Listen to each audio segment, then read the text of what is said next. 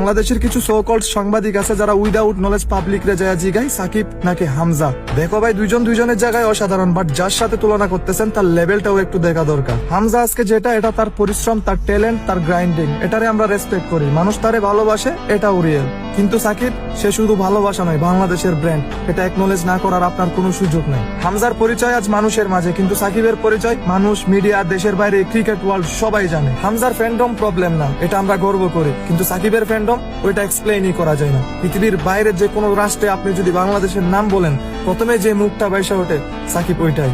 হামজা বাংলাদেশকে এন্টারটেইন করেছে, কিন্তু সাকিব গোটা বিশ্ব দরবারে বাংলাদেশের রিপ্রেজেন্ট করছে। হামজা আমাদের গর্ব হইতে পারে, কিন্তু সাকিব বাংলাদেশের পরিচয়। একজন আজকে সেনশনে, একজন গোটা একটা যুগের লিজেন্ড। হামজা তার পথ বানাচ্ছে, কিন্তু সাকিব তার পথ দিয়ে বাংলাদেশের একটা পরিচয় বানিয়ে ফেলছে।